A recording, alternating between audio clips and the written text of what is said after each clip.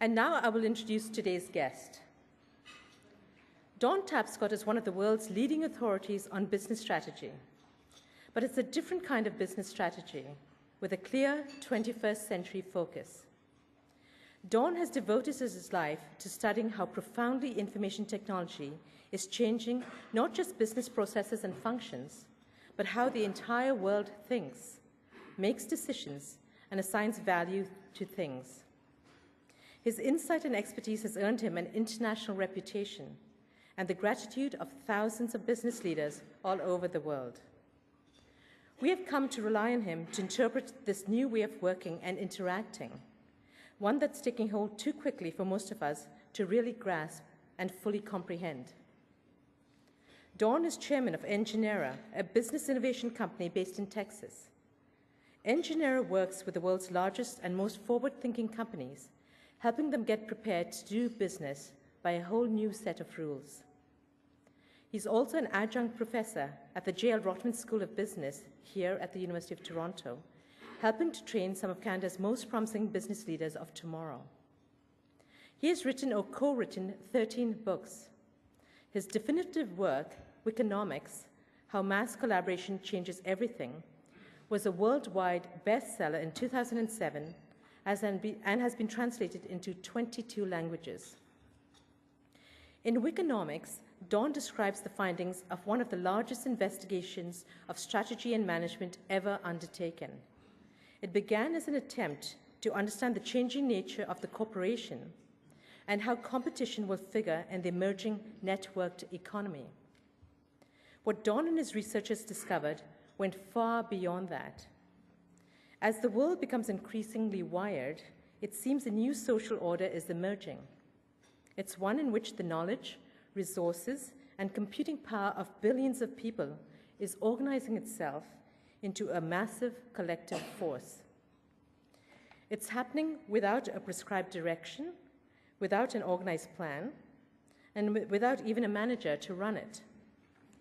Interconnected and orchestrated through blogs, wikis, chat rooms, peer-to-peer networks, and personal broadcasting, the web is becoming the first global platform in history for all-out collaboration by anyone and everyone on anything and everything. Imagine the possibilities.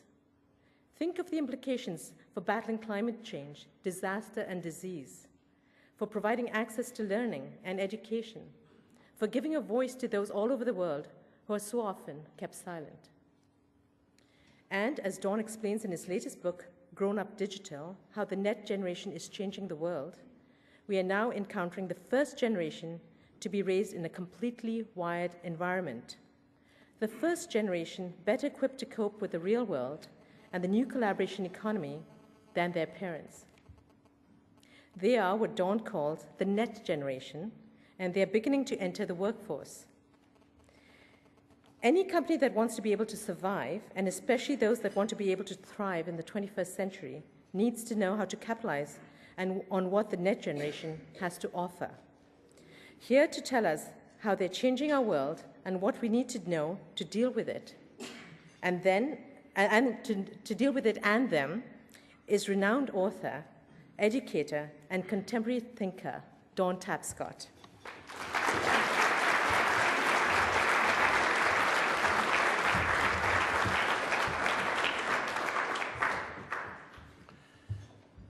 Well, thank you very much for that thoughtful and too kind introduction, Noella. I'm delighted to be here, and I'd like to thank the Canadian Club for hosting this event. I think this is the third or fourth time that the Canadian Club has provided a forum for me to talk about a new book that I've written, and I'm very grateful. I'd also like to acknowledge and thank the distinguished head table, and many of them who are friends and each in their own way are doing some wonderful work, and to thank you for coming out. I began studying young people about 16 or 17 years ago as a generation, when I noticed how my own kids were effortlessly able to use all this sophisticated technology. And at first I thought, my children are prodigies. But then I noticed that all their friends were like them, and so that was a bad theory. So I started working with about 300 kids, and in 1997 I wrote a book called Growing Up Digital. Flash forward to today, these kids are coming into the workforce, the marketplace, and into society. And I'm convinced that there's no more powerful force to change every institution than a new generation of digital natives who think differently.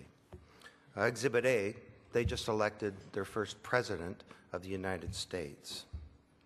Now, let me begin with a story about a youngster that will probably unsettle you, but it's a good way to set us up. It's a youngster that I talk about in Growing Up Digital. His name is Joe O'Shea. And I met him one day in June of last year when I was invited by the management and board of Florida State University to come and have an extended lunch with them. And basically they were picking my brain for a couple hours about what the 21st century university would look like, because they have a big billion-dollar fundraise and they want to position themselves as the first 21st century learning institution. So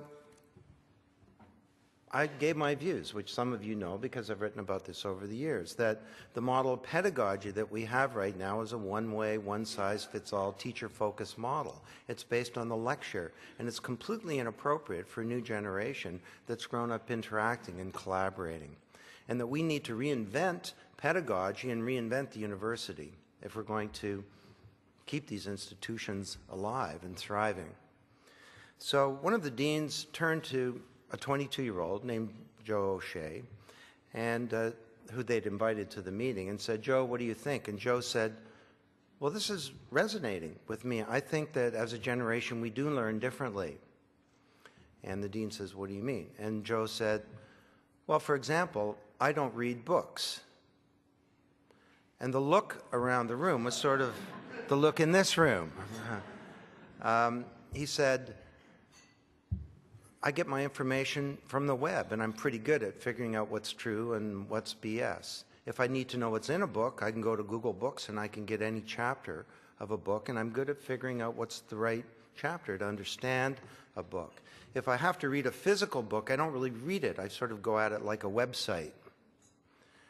And the dean of the film schools, famous film school at Florida State, turns to the little group there around the table and says, "Well, I don't know if this is really interesting and exciting or if this means the end of civilization."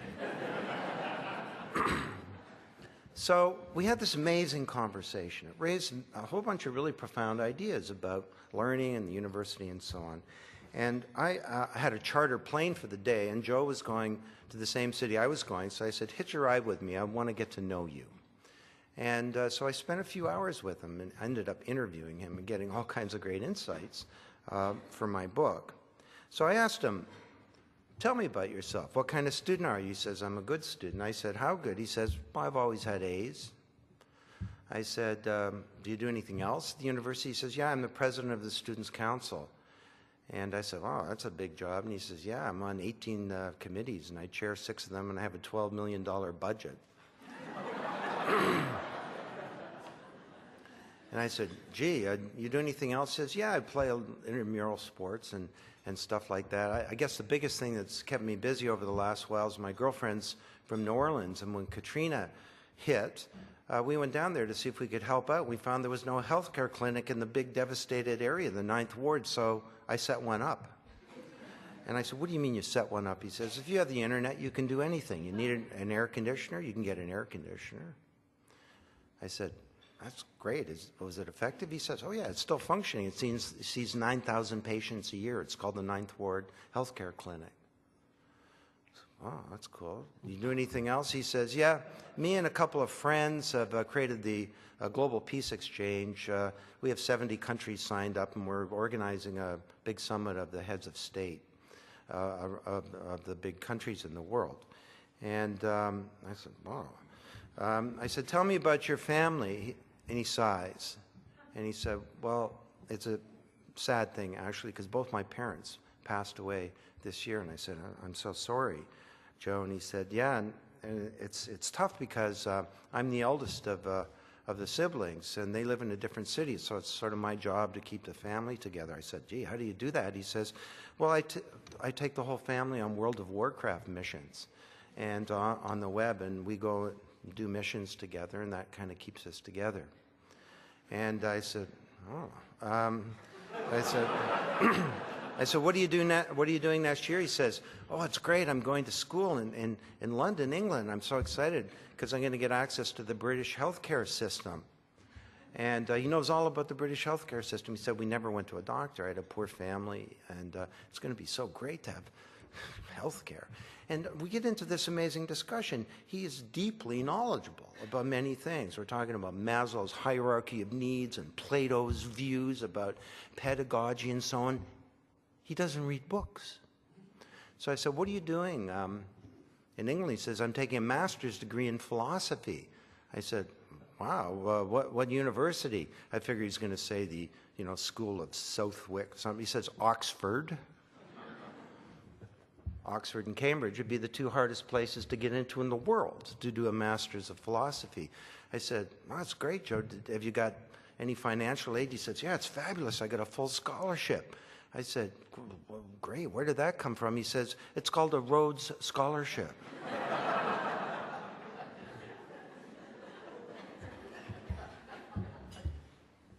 The only Rhodes Scholar from Northeast Florida in 2008 doesn't read books. Bob Dylan, there's something going on here and you don't know what it is. He's as knowledgeable about what's in books as anybody I've ever met. Now, I think this generation has enormously positive characteristics, and that we fear what we don't understand, and that there's a profound change that's taking place in terms of how people process information, how they think, and in fact what their brains are like. And my positive view is not a widely held view. If you read a lot of the popular press and a lot of the books that are out these days, you get a negative view of this generation. Example, a book called The Dumbest Generation came out last year. How the digital age stupefies young Americans and jeopardizes our future. An English professor named Mark Berline says, don't trust anyone under 30. There's a book by Jean Twenge called Generation Me. We've created a little army of narcissists, and all they care about is themselves and their YouTube and their MySpace and their Facebook, and they don't give a damn in society.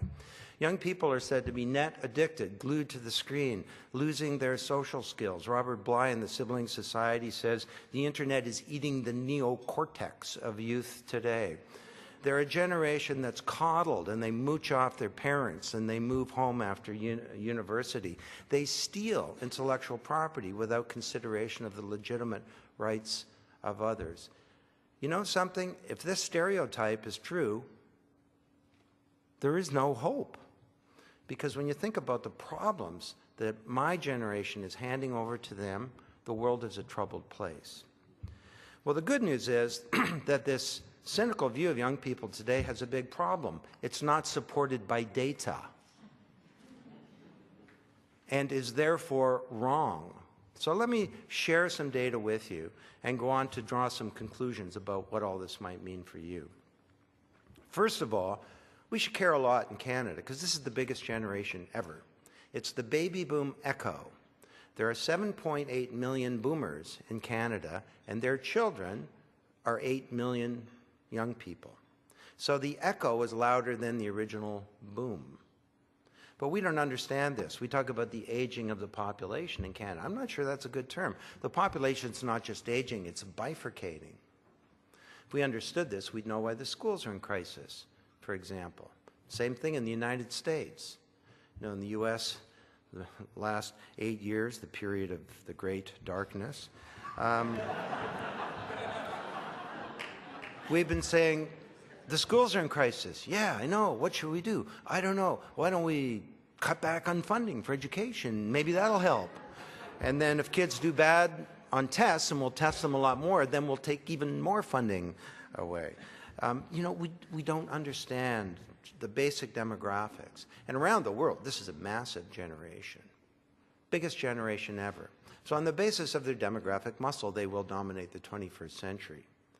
But to me, what makes them a real force for change is not just their size. This is the first generation to come of age in the digital age. They're bathed in bits. Computers, the internet, interactive technologies are part of the experience of youth. I'm a digital immigrant. They're digital natives. And time online for this generation when they're growing up is not taken away from hanging out with your friends, learning the piano, talking to your parents, or doing your homework. Time online is taken away from television. The baby boomers growing up watch 24 hours a week of TV. These kids watch a lot less TV, and they watch it differently.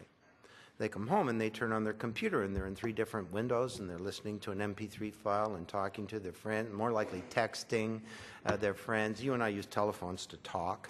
And they got a video game going, and oh yeah, they're doing their homework at the same time. And in the background, the TV may be going on, but it's sort of like ambient media, the television. It's like music. And when they're online, what are they doing? Well, rather than being the passive recipients of somebody's video, they're reading and thinking and organizing and composing their thoughts and telling their stories and authenticating, and even with video games, having to remember things and develop strategies. This is changing brain development. There are 2 critical periods of brain development. The first is 0 to 3, and a great Canadian, Fraser Mustard, has been the leader in explaining this to the world. That period is not affected so much by the digital world. When a kid is 18 months old, they shouldn't be online. They should be knowing what a puppy feels like and being loved by their parents and so on. But the second critical period is called extended adolescence, 8 to 18. And after your DNA, how you spend your time is the most important variable determining what your brain is like. And if you spend your time 24 hours a week watching television, you get a certain kind of brain. This is not about brain plasticity. Everybody's brain can change. I'm talking about the building of the brain and its basic synaptic connections. Conversely, if you spend your time, similar amount of time, thinking and organizing and being the active handler and manipulator of information, collaborator, that changes your brain as well. Now, I'll be honest, there's a lot that we don't know about the brain, but I worked with a number of brain scientists. There's a $4 million research project behind this book. And there are at least 8 or 9 parts of brain function that are changed fundamentally by this. Let me just give you this whole thing about how you process and interact with information. How can it be that your teenager, your university student, can do 7 things at once and still get A's? I can't even listen to music and check my email at the same time. Well, it turns out they're not multitasking. They have better switching abilities and they have better active working memory. So it looks like they're doing 7 things at once, but they're not. So here we have a generation that thinks differently. Some people have said, well, Don, youth are always different. This is not a generational difference, it's just a life stage difference. And then, like the baby boomers, when they get older, they'll be like their parents and they'll vote for George Bush. Well, actually, that view is wrong. In the United States, the political party that you first sign up with carries with you throughout your life. The boomers overall did not vote for George Bush. A lot of them who were initially conservative continued that. But this is not a life stage difference, and the reason is that these kids have different brains, and those brains are going to keep with them for the rest of their lives. Now, well, isn't all this making them stupid? Well, the only measure that we have of intelligence is IQ, and it's been going up year over year for many years. What other measures do we have? University graduates are at an all-time high. Standards to get into university are at an all-time high. SAT scores should have crashed. When I was a kid, it was only the smartest kids from the elite schools that did the SAT. Now everybody does. The scores have gone up or held their own. So this is not the dumbest generation. Arguably, it's the smartest generation. Now there's a complexity here that I'll share with you. In Canada and the United States, for example, the top third of this generation is spectacular. They're the smartest kids ever. They're coming out of university totally equipped for a new global knowledge economy and for lifelong learning. The middle third are doing pretty well compared to previous generations, and the bottom third are dropping out of school, including in Canada, where 70% of high school students graduate. Should we blame the internet for this? Well, let's look in the US. Teachers last 5.1 years. They're underpaid. Class size is 40. The bottom third comes to school hungry. They come to school, most of them, from families that are broken up, and the mom's working 2 jobs. She hardly has time to feed the kids, let alone to be working and nourishing their minds. There are real problems. We have an old model of pedagogy that's inappropriate for a generation. There are real problems that are causing this 1/3 to be failing. And to blame the internet is not helpful. It's like blaming the library for ignorance. The internet is not the problem here. As it turns out, and you'll see in a second, it's central to the solution. Now, there's another thing that's happening here as well. This is the first time in human history when children are an authority about something really important. Think about that one. When I was 11, I was an authority on model trains. Today, the 11-year-old at the breakfast table is an authority on this digital revolution that's changing business, commerce, government, learning, publishing, entertainment, every institution in society. In the 60s, we had a generation gap, big differences between kids and parents over values, lifestyle, and so on. That doesn't exist so much today. Kids and parents get along pretty well. Look at your iPod and your kid's iPod. There's overlap. My parents didn't even like the Beatles, you know, let alone the Rolling Stone or the Doors, you know, or something like that. What we have today is what I called a generation lap, where kids are lapping their parents on the info track. And if you have a teenager in your house, you know what I'm talking about. Who does the systems administration in your home? This is a perfect combination for fear.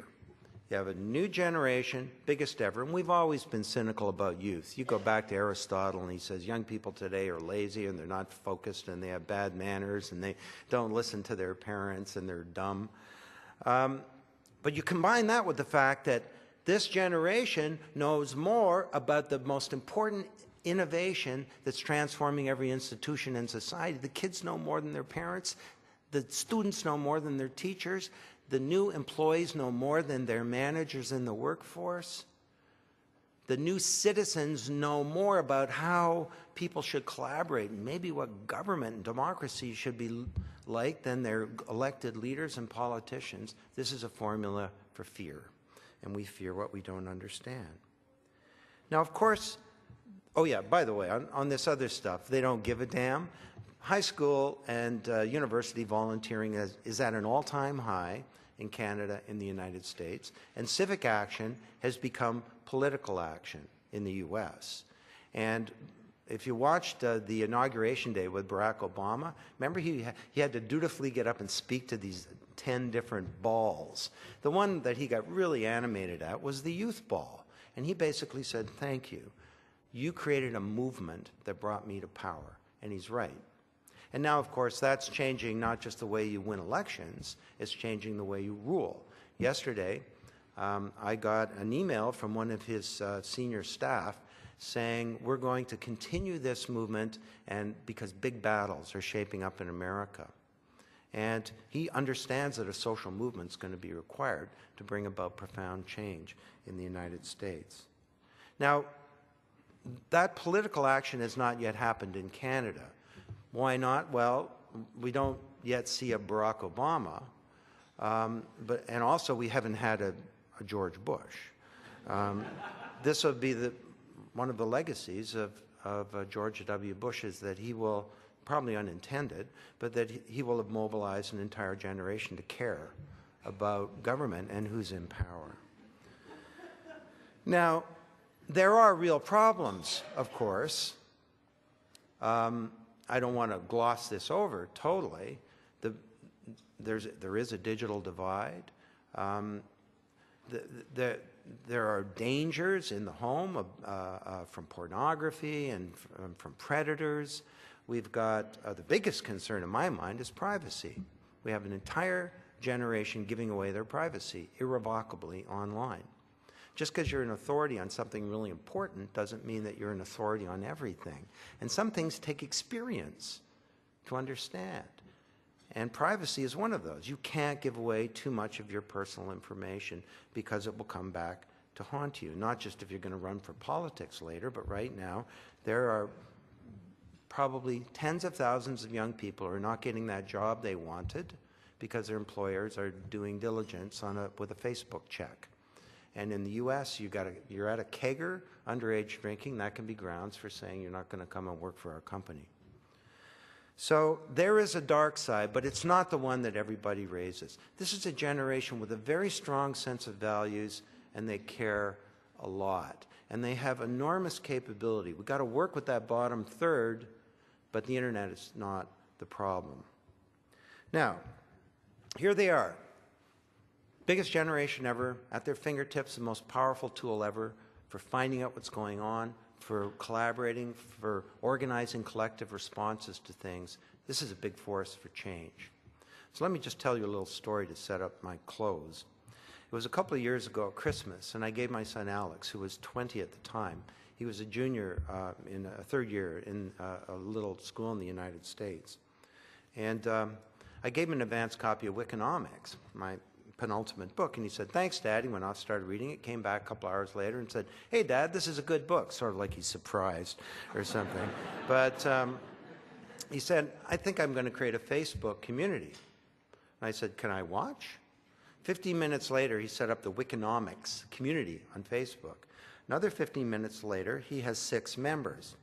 By the time reading Turkey on Christmas night, he has 130 members in 7 countries, 7 regional coordinators, a president, secretary, and chief information officer.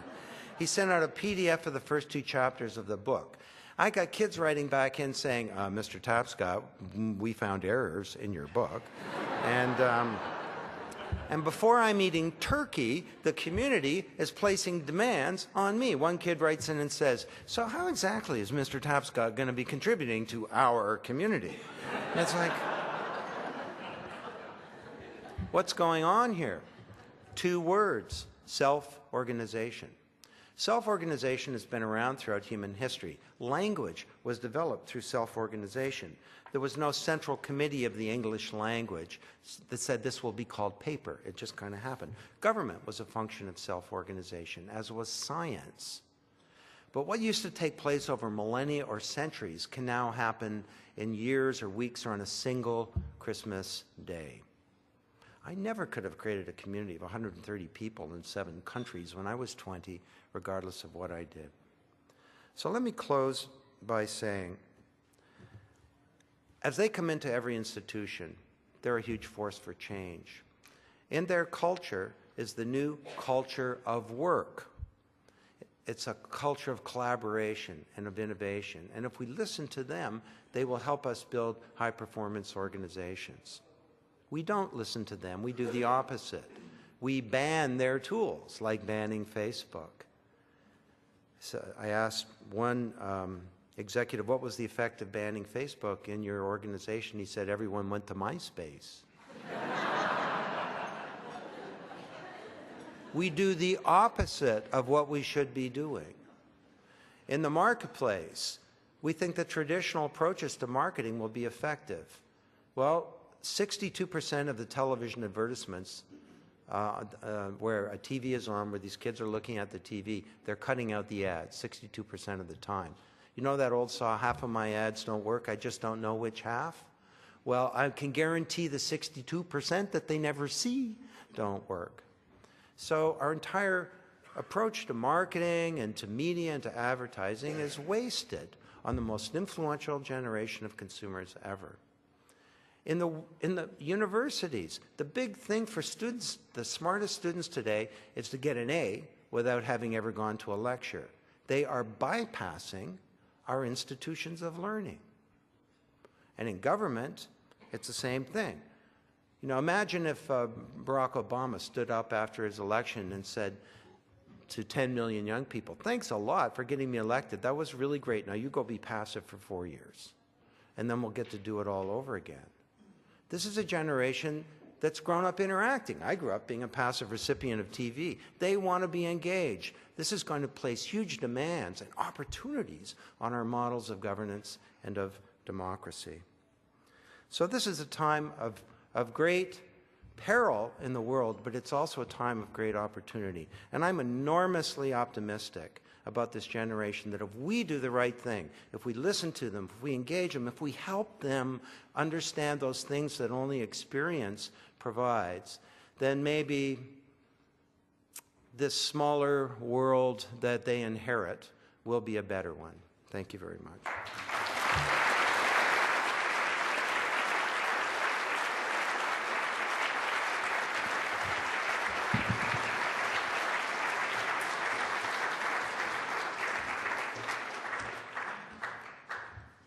Thank you, Don. A few questions. Okay, hopefully I can read them. How can an employer create a work environment to utilize the next generation's talents? Great. The next generation, not next generation. Okay, well, that's a great question. How do we think about talent? You recruit, you compensate, you train, you supervise and manage, and you retain talent. Each of those is wrong. You don't recruit them in a traditional sense. Using advertising for recruiting, better get a big pile of money and have a big fire of the money. It will be more effective. Okay? You need to get to them in their social networks and build relationships with them, including at an early age. And by the time they're ready to work for your company, you know about them, and they've maybe even collaborated with you. Don't recruit, initiate, and engage. Secondly, don't compensate in a traditional sense. Money's number 4. Number one thing for this top third coming out of university is they want to do meaningful work and meet interesting people. When I was a kid and I graduated, the big thing was to work for IBM. In the 80s, to work for Michael Milken. In the 90s, it was to work for a .com. Today, the number one choice of undergraduates from Harvard is to go to Teach America. Number 2 thing they want is to learn. Number 3 is to have fun. Money's number 4. So our approaches to compensation are wrong. Train them. Well, work and learning are the same activity. It's a knowledge economy. Why not increase the learning component of work? The training department of my company, nGenera, is the following. Everyone must blog. It forces you to think about the world and to learn and to collaborate. That's our training department. Supervise. Well, that's a good one. These kids are bright-eyed and bushy-tailed, and they come into the workforce, and they have this whole new culture, and we stick them in a cubicle and treat them like Dilbert and take away their tools.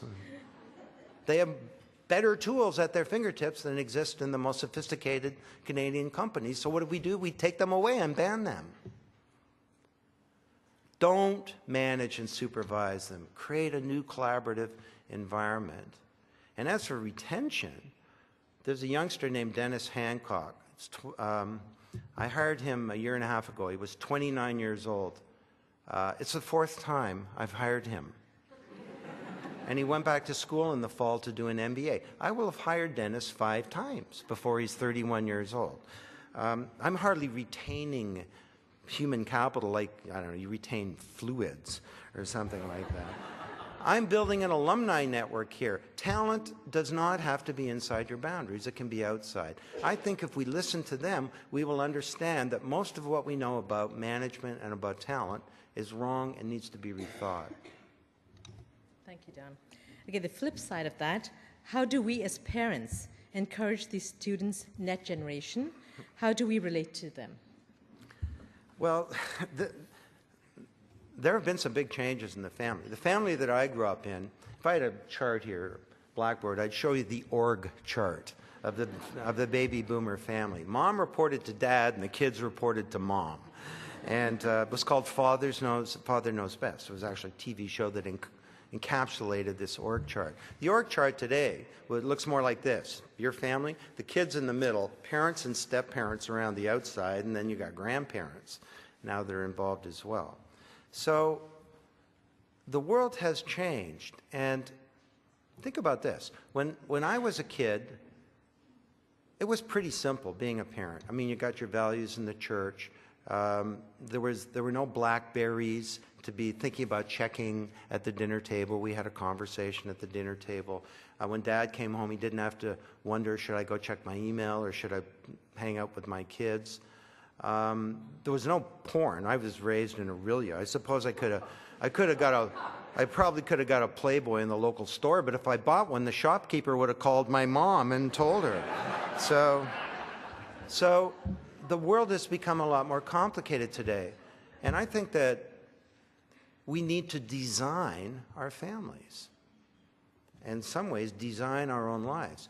You know, in our family, we had to come to grips with this stuff early. We created a social contract with the kids. Alex got into video games a lot, so we did a deal with him. Only so much, and it's a function of you got to be doing other stuff, and you got to be, you know, getting good grades at school. On porn, we did a deal on that. Rather than using blocking software, or the ways that most people approach porn. Oh, put the family computer in an open area where you can see what the kids are doing. Well, that's going to help keep your 14-year-old boy off porn, you know. Did anyone notice he's also got a computer in his pocket, and he'll see about 10 other computers throughout the day as he travels around? If you don't like porn, job number one is to talk to your kids about porn. But rather than, again, we do the opposite of what we should do. Rather than using this as a wonderful opportunity to open up the bandwidth in the family and to talk about real issues and values and to build closer relationships, we fear what we don't understand. And fear gets in the way of love, and it gets in the way of doing the right thing. And we mistrust our kids, and we try and use completely ineffective techniques to protect them rather than doing the things that are required. So in the book, I called for the creation of a new kind of model of the family. I called it an open family. And one of my big recommendations was bring back the family dinner. And I think that these kids, as they become parents, I'm optimistic they'll be great parents because they've grown up knowing what they could get away with. And they're going to be a lot smarter as parents of a new generation of digital youngsters. Thank you, Dan. What do you think about Richard Florida's current research on creativity? How can we foster creativity in the digital age? Well, I think Richard Florida's done a super job with his work around the creative class. And I think that it's controversial, but I think it's just full of very profound ideas that are relevant not just to cities, but to our institutions. And the good news here about this new generation is that one of the main drivers for this generation, or main norms, as I call them, is innovation. When I was a kid in Aurelia, the 7 of us would get in the family station wagon every August and dutifully drive to Toronto to go to the CNE to see this year's innovation. Wow, an avocado-colored fridge with an ice cube maker. Cool. The pace of innovation was glacial. But now, the pace of innovation, they want the new whatever, not because the old one isn't cool. The new one does all this stuff that the one they had 6 months ago doesn't do. So this is a generation that's grown up, immersed in a culture of innovation and increasingly of creativity. And I think that that's really part of their DNA, and we can be very optimistic. Okay. Do you foresee the current economic environment accelerating the digital/knowledge economy? The answer is yes. Without giving away too much, this is the title of my next book, or the topic. The working title of the book is Rebuilding the World. And arguably, all of our institutions, financial services would be a case in point, have come to the end of their life cycle. And that tinkering with these institutions, and I've mentioned a number of them today, is not really what's required. We do need a fundamental change, and we do need to rebuild the world. Among other things, we have a little problem called climate change, where we need to reindustrialize the planet and create a new global energy grid. And we have, what, 30 years? I was at the World Economic Forum in Davos, and Bill Clinton said to one of the groups there, if we reduce carbon emissions by 80% in the year 2050, it'll take 1,000 years for the planet to cool down. And in the interim, a lot of bad stuff is going to happen. According to Al Gore, there's a part of the world with 1.5 billion people that in the next 20 years will lose half of their water supply. So this is a huge problem, basically, that we have, and the status quo in all of these institutions is not really cutting it. So the current financial crisis is really a burning platform that's causing us to look fundamentally. Sure, you got to cut back, but hunkering down, while necessary, is insufficient. Now is the time for us to examine in fundamental ways what these institutions are, how they work, what their operating model is, whether it's the corporation or the university or the media that's collapsing right now. Our entertainment systems, the music industry is collapsing. Now's the time to do some deep investigation. And you couple in with that, you have a whole new generation that wants something different. And all this new digital technology and media for them is like the air. And they're a generation with a strong set of values and a whole culture that leads us, is pushing us to think about some new models.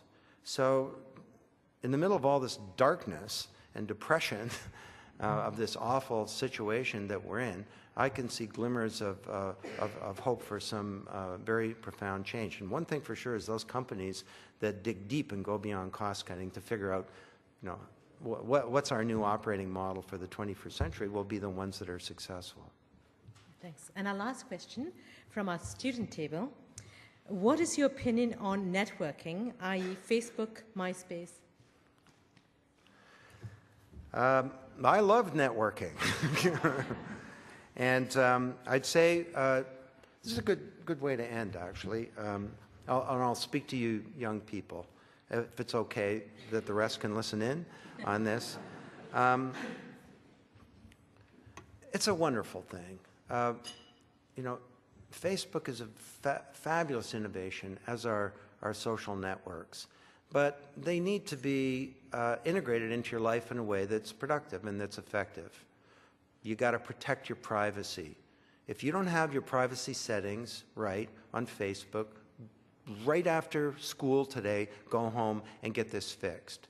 Because there are certain very close friends and members of your family that you want to share certain information with, and other people you don't know so well, you should be much more restrictive, and you should never be publishing photos of yourself to the entire world on Facebook. So go and fix that. Secondly, you're going to come into the workforce and you're not going to like what you see. And in your culture is a new way of operating a company, and this will be frustrating for you. I ask you, hang in there a bit, okay? Today, young people, by the time they're 27, they're on the third job. And if our institutions don't change, we'll see a generation of entrepreneurs, basically. Hang in there.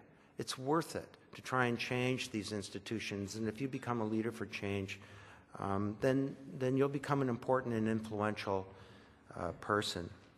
I would say have balance in your life. You know, there's a role for all this digital world. There's also a role for hanging out with your parents, and work hard at school. Don't just take a technical course because you think that this is a big technical world. Liberal arts graduate or undergraduate degree is a great way to equip yourself for lifelong learning in a knowledge economy where it's not what you know when you graduate, it's your capacity to think and to solve problems and communicate and put things in context. And finally, when you hear all this negative stuff about your generation, be cool, because it's not about you.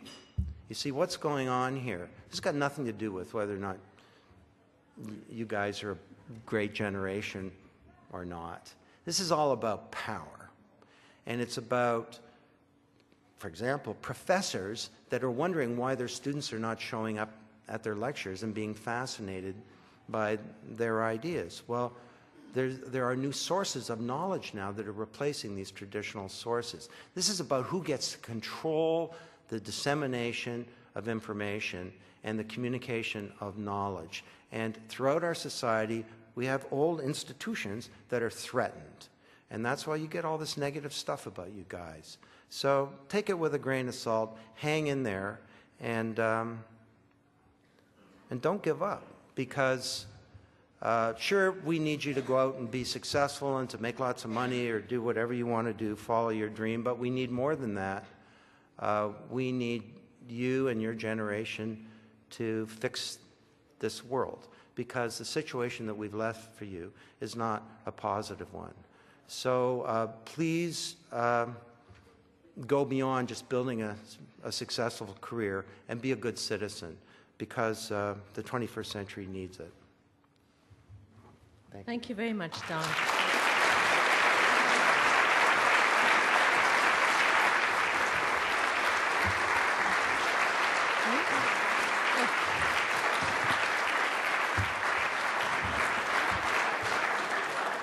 I would now like to call on Alison Lote, Director of the Canadian Club, to thank Don.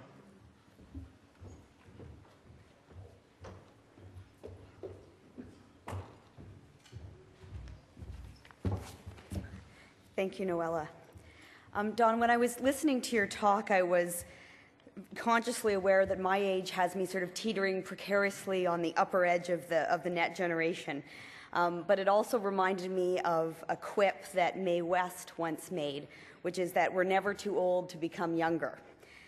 She might have meant something else, but I was very encouraged that she probably meant something else. But I was very encouraged that if we all embody the spirit of Joe O'Shea and his peers, that there's a good future ahead for all of us. So thank you very much for being here, and also for your work, which I think is helping us all nudge forward to a more positive future. Furthermore, your contributions on the world stage, both through your research and your consulting work, I think make us all as Canadians or as residents of this country very proud. So thank you for that. It really is an honor to have you here at the Canadian Club. So thank you, and thank you to everyone in the audience, and in particular the students, for being here today.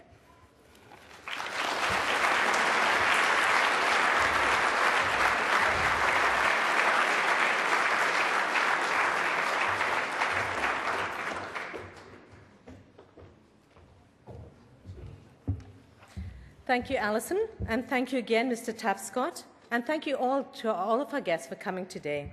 This concludes our television programming, which will be broadcast on Rogers TV in the days to come. This meeting is now adjourned. Thank you.